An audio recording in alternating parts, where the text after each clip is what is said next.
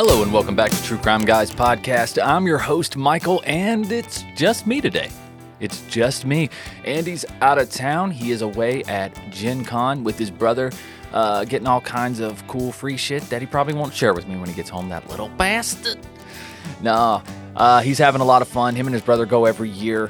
They get all kinds of new RPG game stuff, promotional stuff, and they just have a good time. So I said, go on, I can hold it down. I'll hold it down this time.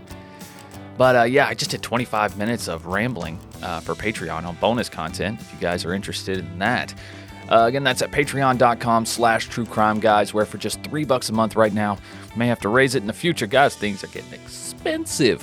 But for right now, $3 a month will get you access to every audio file we've ever made, including vaulted episodes. I think the first 60 episodes are vaulted, and you get access to these free episodes early, ad-free, with about 20-25 minutes of bonus content every single week.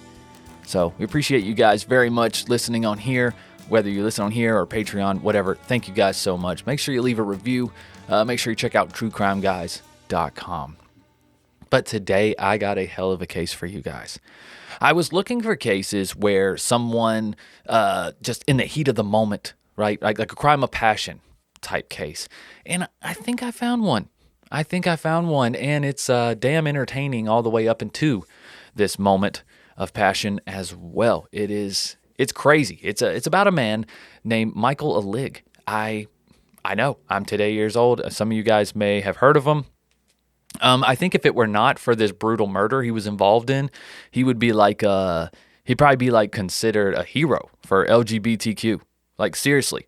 I think he'd be like Marsha P. Johnson. But because he did this awful thing and he was ultimately an extremely selfish, self-centered person, it didn't work out that way, right?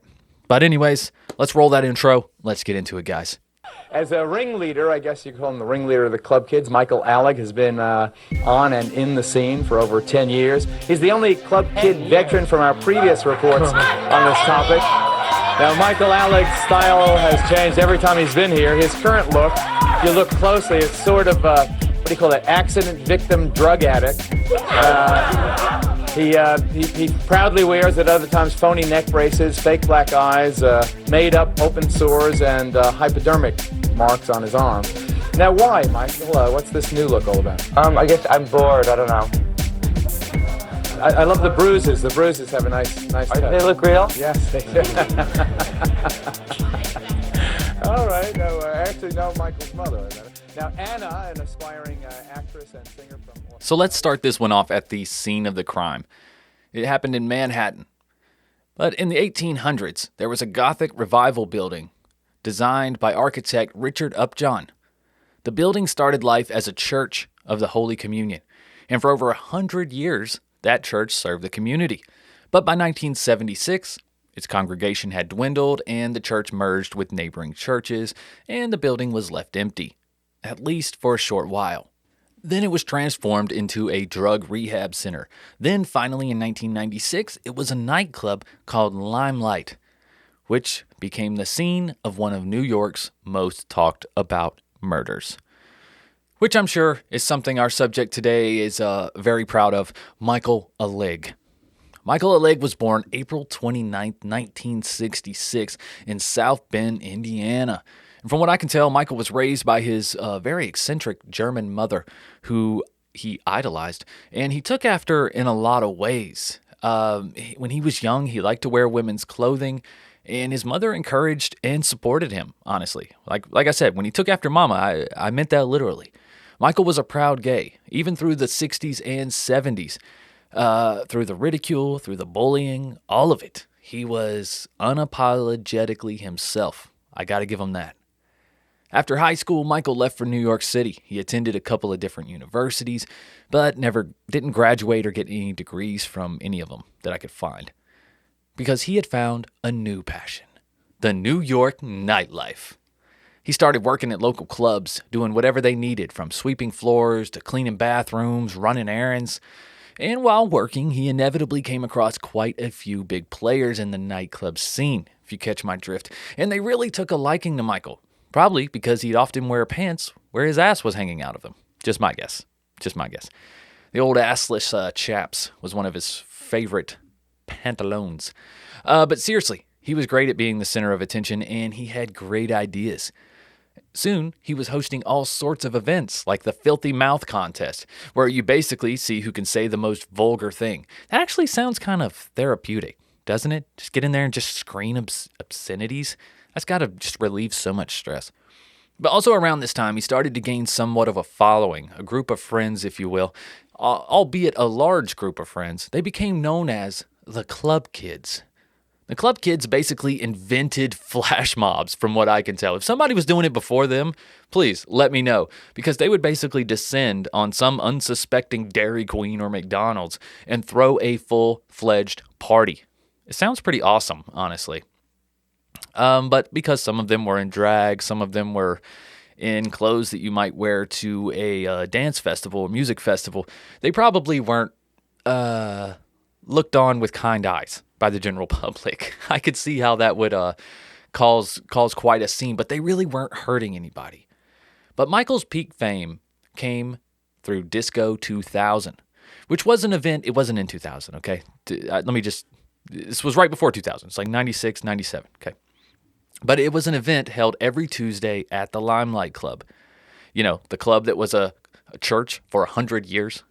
Anyways, at the Disco 2000, things could get a little weird, and you really never knew what to expect. You might see a man drinking his own urine and enjoying it, or you might be lucky enough to witness a woman grinding on the stump of an amputee. So, yeah, it's a party. There was also a room in the club called the Emergency Room, where you could get medicine for your ailments. I'm using a lot of quotes here, if you guys can't tell. You know, medicine like ecstasy, ketamine, and weed, of course. Now, I know what you're thinking. Oh my God, there were drugs at these parties too? I know, I was as shocked as you guys. But actually, the drugs were a main focal point of the party, if you can believe it. There were plenty of people selling at the Limelight, but Michael's favorite plug was a 20-year-old Andre Angel Melendez. Angel, like Michael, was not very hard to spot. He was usually rocking an all-white outfit with aviator sunglasses, a white hat, and wings. Yes, wings. Let's just say he was very easy to spot under black light. But even though Angel had the goods, he still wasn't really one of the club kids. You know what I mean? Like in the little crew. Members of the group stated he was all business when it came to drugs and never gave them any handouts or freebies like the other plugs did, right? They always want something for free. But as the Limelight reputation grew, so did the paranoia of the community. And it wasn't long before law enforcement was performing regular raids on the place. It was killing business, and many of the dealers weren't even allowed back for fear of being shut down, Angel especially. And now, with his loss of income, he sometimes needed a place to crash. But lucky for him, his buddy Michael Alig was happy to oblige. As long as you bring them drugs with you. So you know they mutually benefited from the situation, okay? At least until Michael started benefiting a little too much. One day while Angel was out, Michael and his roommate, Robert Freeze Riggs, we're going to call him Freeze, okay? They went through Angel's things and stole what cash and drugs that he had at the time. And it's worth noting right now that Michael already owed Angel money for drugs at this point, okay? He was fronting him drugs. So on the morning of March 17th, 1996, Angel noticed that some of his stuff was missing and he had had enough. He marches into Michael's room and confronts him. Michael claims he doesn't owe him anything because you're staying at my house, which is paid for by his employer, the Limelight Club owner, by the way. Michael's not even paying for his own house. But Angel lost his shit and immediately ran at Michael. The two fought, breaking a glass cabinet in the process, which woke up Freeze in the other room. So Freeze hears the commotion. He grabs a hammer and runs in the room to find Angel attacking Michael. So he swings, cracking Angel over the head. But it just pisses him off. So now Angel's coming at Freeze. Freeze swings again, hitting him, and then again, finally striking Angel hard enough to knock him to the ground. Once on the ground, one of the two men, they disagree about who, placed a pillowcase over Angel's head and choked him until he was dead. His official cause of death was asphyxiation, not blunt force trauma. So that would explain why neither of the two in court wanted to, admit to choking Angel. But when this was over, the two men took what money and drugs Angel had left, and after getting high, they relaxed for a few hours before they claimed they tried to revive Angel. They tried to put him in some ice-cold water in a bathtub to see if that kind of shocked him back to life. They held his head under to see if they saw any bubbles, and they concluded that he was indeed deceased. So Michael decides he's going to pour drain cleaner down Angel's throat, then place duct tape over his mouth in hopes of starting the embalming process. Then they just leave him there in the bathtub like he's going to evaporate or something. They spend the next week in a drug stupor, living it up. You see, for them, killing Angel solved a lot of problems, man. Now Michael had drugs and money. That meant the parties were back on. But it wasn't long before Michael just started blabbing that mouth. He loved a good story, loved to be the center of attention, and gossip was the best way to do it. He loved him some juicy gossip. Most of Michael's friends thought that he was full of shit. But his friend James St. James believed him and was starting to get suspicious. James also noticed that it had been 2 weeks since the murder, and that bathroom was kind of starting to reek. So Michael sends Freeze to the store to get a couple butcher knives and some plastic bags. They cut off Angel's legs. They wrapped them in plastic and placed them in duffel bags. Freeze threw both of the bags into the Hudson River. What was left of Angel was placed into a large plastic bag, then put into a television box. Yeah, the box is what the new television they just bought with Angel's money came in. And then they put Angel in said box. It's just even more brutal, right? The pair put the box on a trolley to get it out of the apartment, wheeled it down the street, called a cab, threw the box in the trunk of the cab, and told the cab driver to head to the Hudson River. Once they got there, they unloaded the box, waited for the cab driver to drive, good distance away so he couldn't see him, and then they pushed the box into the river. But it just floated to the top because the idiots had left packing material in the bottom of the box, and it made it buoyant. They probably left that little bit of styrofoam at the bottom, you know what I'm saying? But even with the botched body dump, these two may have gotten away with it had it not been for Michael's big mouth. He was still talking shit about the murder. The months went by, and the heat started rising, right? All of a sudden, people started treating him like a murderer. Can you believe it? So Michael left town. He went to live with his mom. Then, after a few months, decided to head back to New York and start something new. But he found out that wasn't going to be very easy because your reputation sucks now, dude. And in November of 96, the police figured out that the partial body found on the banks of the Hudson in a floating box were in fact Angel. And now they had a body to go with all these rumors that they were hearing. They picked up Freeze first. He was easy to find. Freeze gave him a complete written confession. Then they were easily able to locate Michael through a few old friends in New York relatively quickly. When it came down to the facts at trial, it was actually harder to get a murder charge on these two men than you might think. For starters, remember, Angel did attack Michael first. And when they crashed into that glass cabinet, Michael actually received more cuts and injuries from that than Angel did. So it was his blood that was found all over the crime scene, which established a pretty decent argument for self-defense. So all in all, they both got the same deal, 10 to 20 years in exchange for a first-degree manslaughter plea. See, couldn't even get him for second degree. Even after being locked up, Michael is still getting attention. He was the subject of the documentary Party Monster, which was a shockumentary. And there was a movie starring Macaulay Culkin also called Party Monster, made after Michael. I didn't see the movie or the documentary, but it looks pretty interesting and looks very accurate. Freeze was released on parole in 2010, and Michael was released on May 5th, 2014. I don't know about Freeze, but as of Christmas Eve 2020, shortly before midnight, Michael Alig died at his Washington Heights home from an accidental drug overdose. He was only 54.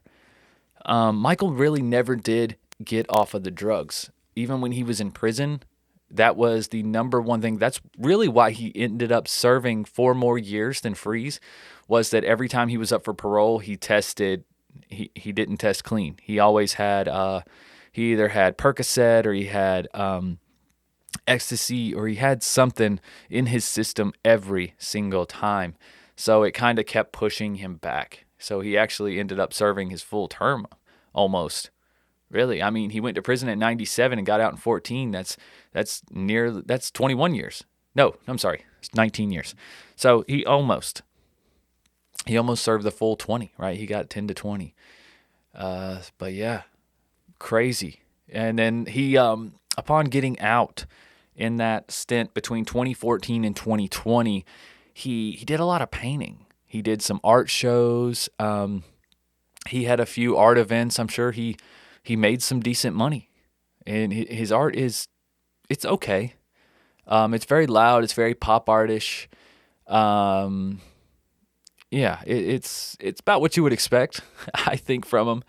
But definitely check him out, Michael Alig. And like I said, if you guys want to know more, you can check out Party Monster, the shockumentary, and then also check out the movie starring old Macaulay Culkin called Party Monster.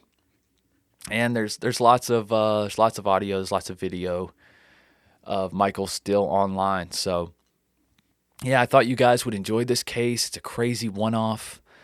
I never heard of this guy. I never had. And like I said, it's kind of sad, right? Because what he was doing in the community was pretty cool. Like I said, he basically invented flash mobs. He was creating these cool social nightclubs where people of the LGBT community and others can come and be themselves, and they weren't really hurting anybody. And it was just him. He kind of ruined it for everybody. They kind of had a good thing going there in the Limelight Club, but he kind of fucked it up. He did. But that's the way it goes. But don't fuck up your deodorant, okay? Use Oh My Gaia. Oh My Gaia is an all-natural deodorant, fragrance, and beard oil company specializing in paraben and aluminum-free products, guys. And they always have natural ingredients. They ain't using none of them chemicals that you find in the stuff on the shelf. I promise you that. And there's tons of scents to choose from vanilla, cherry, almond, sandalwood, lavender, lemongrass, Egyptian musk, coconut, dreamsicle, leather, lumberjack, honeysuckle, fireside, bergamot, amber, pear, sweet pea, sailor, barbershop. We have our own scent called True Crime Pine, and so much more, guys. And because you're True Crime Guys listeners, you can use the code word Crimepine for 15% off your order. That's CRIMEPINE for 15% off your order at shop_ohmygaia on Instagram or ohmygaia.com, ohmygaia.com. You will not regret it, guys. Please support the ones that support us. Also, don't forget to check out Patreon, patreon.com/truecrimeguys.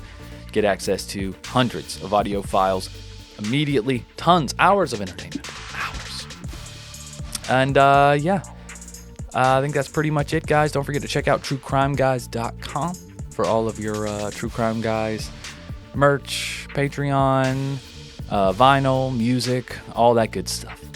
All right, guys. Until next week, Andy will be back. I'll be back. And you guys just keep on creeping. All right? See ya.